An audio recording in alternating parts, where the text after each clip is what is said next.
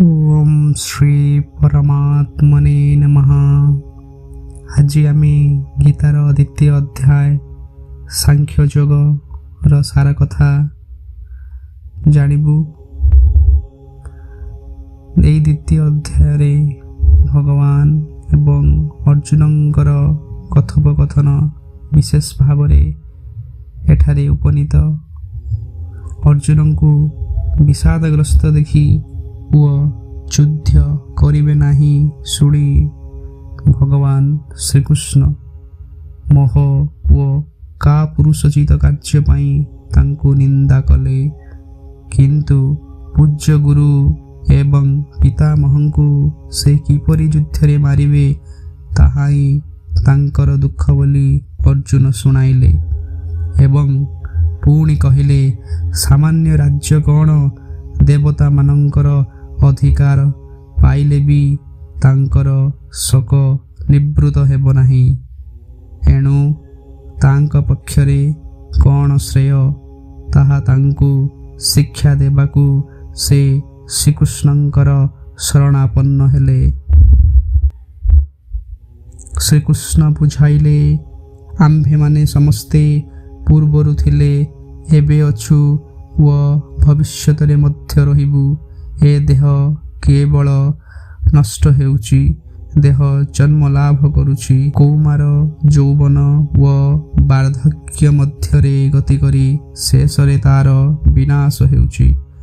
ଯେପରି ମନୁଷ୍ୟମାନେ ଜୀର୍ଣ୍ଣ ବସ୍ତ୍ର ତ୍ୟାଗ କରି ନୂତନ ବସ୍ତ୍ର ପରିଧାନ କରନ୍ତି, ସେହିପରି ଏ ଦେହସ୍ଥ ଆତ୍ମାର ଦେହାନ୍ତର ପ୍ରାପ୍ତି ହେଉଛି। ଦେହ ନଷ୍ଟ ହେଉଛି, ଆତ୍ମା କିନ୍ତୁ ଅମର।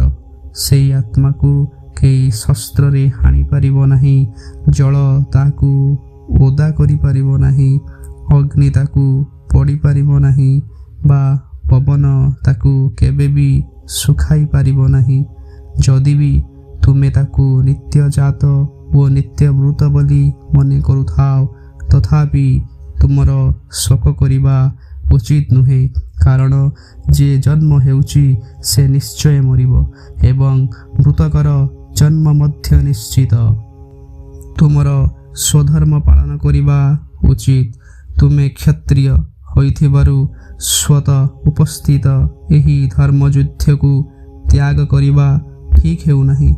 ଯୁଦ୍ଧ ଛାଡ଼ି ପଳାଇଲେ ମହାବୀର ବୋଲି ତୁମକୁ ଯେଉଁମାନେ ଆଗରୁ ଖୁବ୍ ପ୍ରଶଂସା କରୁଥିଲେ, ସେମାନେ ତୁମର ବହୁତ ନିନ୍ଦା କରିବେ, କାରଣ ତାଙ୍କର କଟୁ ଭାଷା ମରଣ ଠାରୁ ମଧ୍ୟ ତୁମ ପାଇଁ ବଳି ପଡ଼ିବ।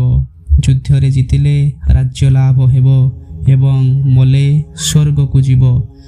ସୁଖ ଦୁଃଖ, ଲାଭ କ୍ଷତି, ଜୟ ପରାଜୟ ସବୁକୁ ସମାନ ମନେକରି ଭଗବାନଙ୍କର ଶରଣାପନ୍ନ ହୋଇ ନିଷ୍କାମ ଭାବରେ କର୍ମ କରିଚାଲ। ସେହି ନିଷ୍କାମ ଭାବରେ ଯୁଦ୍ଧ କରି ଶତ୍ରୁମାନଙ୍କୁ ମାରିଲେ ବି ତୁମକୁ ପାପ ଲାଗିବ ନାହିଁ।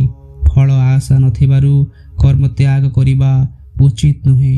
ତୁମର କର୍ମ କରିବାର ଅଧିକାର ଅଛି, କର୍ମ ଫଳର ଅଧିକାର ନାହିଁ। ତୁମ ଆଶାନୁରୂପ ଫଳ ପାଇବ ନାହିଁ ବୋଲି ଯଦି ତୁମେ କର୍ମ ତ୍ୟାଗ କରିବ, ତାହା କରିବା ମଧ୍ୟ ଉଚିତ ନୁହେଁ। କର୍ମ ତ୍ୟାଗ କଲେ ତୁମେ ଅପଭାଗୀ ହେବ। କର୍ମର କୌଶଳ ତୁମକୁ ଜାଣିବାକୁ ହେବ, ଯାହା ଜାଣିପାରିଲେ ତୁମେ କର୍ମ ବନ୍ଧନରୁ ମୁକ୍ତ ହେବ। ତୁମର ବୁଦ୍ଧି ବିଷୟ ବାସନା ତ୍ୟାଗ କରି ପରମାତ୍ମାଙ୍କଠାରେ ସ୍ଥିର ହେବା ଦରକାର। ତୁମର ବ୍ରହ୍ମଜ୍ଞାନ ବା ବ୍ରହ୍ମନିଷ୍ଠା ଦୃଢ଼ ହେଲେ ବା ତୁମେ ସ୍ଥିତପ୍ରଜ୍ଞ ହୋଇପାରିଲେ ସମସ୍ତ କର୍ମ କରି ମଧ୍ୟ ତୁମେ ମୋକ୍ଷ ପଦର ଅଧିକାରୀ ହେବ। ଅର୍ଜୁନ ପୁଣି ପଚାରିଲେ, ହେ କେଶବ, ସ୍ଥିତପ୍ରଜ୍ଞଙ୍କର ଲକ୍ଷଣ ଓ ସେ କିପରି ଚଳପ୍ରଚଳ ହୁଅନ୍ତି ମୋତେ ବୁଝାଇ କୁହନ୍ତୁ।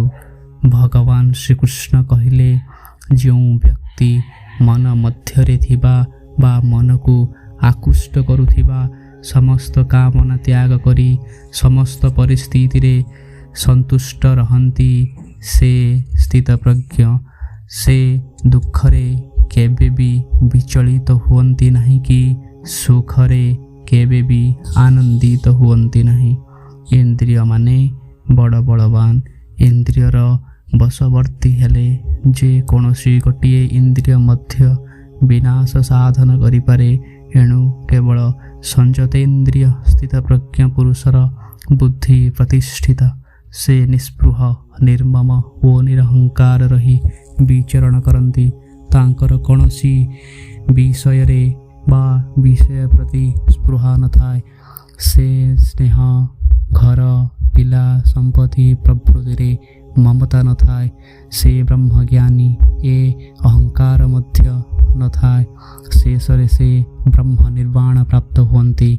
ଏ ଅଧ୍ୟାୟରେ ଭଗବାନ ଶ୍ରୀକୃଷ୍ଣ ତାଙ୍କର ପ୍ରିୟ ଶିଷ୍ୟ ଅର୍ଜୁନଙ୍କୁ ମୁଖ୍ୟତଃ ଜ୍ଞାନ ବିଷୟରେ ବୁଝାଇଲେ। ଏଣୁ ଏ ଅଧ୍ୟାୟର ନାମ ସାଂଖ୍ୟ ଯୋଗ। ପ୍ରକୃତରେ ଗୀତାର ଅମୃତଧାରା ଏ ଅଧ୍ୟାୟରୁ ସ୍ରବିବାକୁ ଆରମ୍ଭ କରିଛି।